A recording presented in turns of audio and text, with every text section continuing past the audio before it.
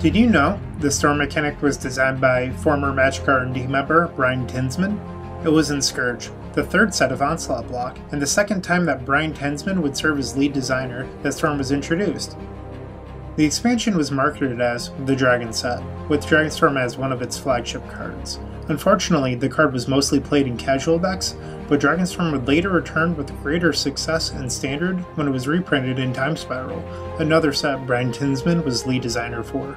But before we get to that, let's go over what Storm is and how it works.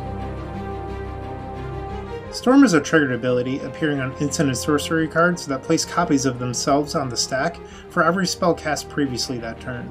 This means a card like Dragonstorm could summon 5 dragons if 4 spells were cast prior to it resolving, placing 5 copies of Dragonstorm on the stack. When Time Spiral was released in 2006, 121 additional cards were included in the set as time-shifted cards. Because Time Spiral block had a theme involving time, the time-shifted cards were reprints from all Magic sets up to Scourge and came with a unique identity. Even though these cards were an add-on, they were still a part of Time Spiral block, therefore making them standard legal. One of the time-shifted cards was Dragonstorm. Dragonstorm reads, search your library for a dragon card and put it into play. Then shuffle your library. Storm. During this time, Standard had a trio of ritual spells and a new dragon called Bogarden Hellkite. These cards were the perfect tools for Dragonstorm since the combo required lots of mana and spells to be cast. With a handful of ritual spells, the Dragonstorm player could easily summon 4 copies of Bogarden Hellkite, ending the game by dealing 20 damage to their opponent. This strategy was very effective at the Magic World Championship in 2007. Magic Hall of Famers Patrick Chapin, Gabriel Nassif, and a few others piloted the deck. It was such a potent combo that both Patrick Chapin and Gabriel Nassif ended up facing each other in an epic semifinals mirror match. Even though there are some unforgettable moments like the 1,000,000-to-1 scenario, Patrick Chapin came out as the victor and moved on to the finals. Unfortunately, Patrick Chapin was defeated, but this wouldn't be his last appearance at the finals of a World Championship. Several years later, Patrick Chapin would return to the finals table, only to come close yet again against 2-time world champion Shahar Shenhar.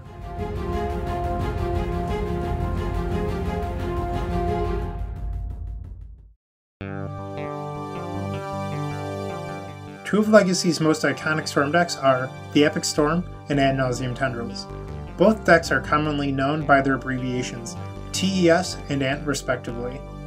They often get mistaken for the other due to TES revolving around the card Ad Nauseam more than ANT, which is named after the card.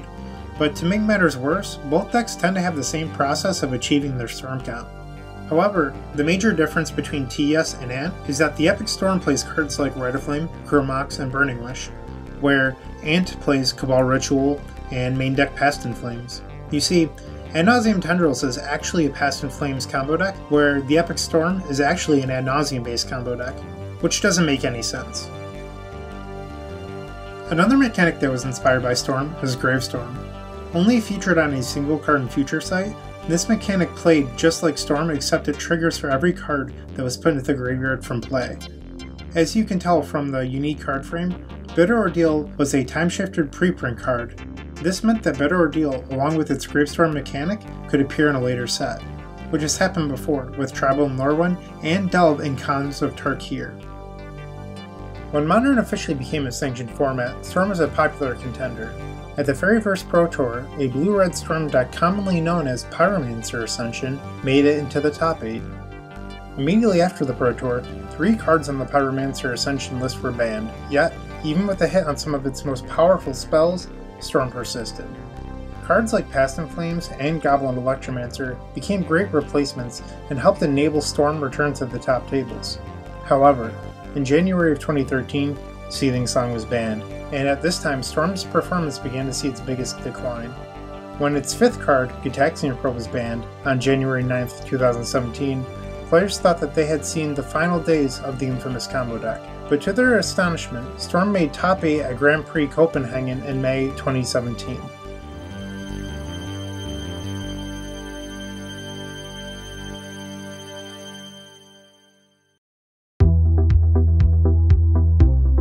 It has been said that Storm will likely never return in a new expansion set by many prominent members of Magic R&D.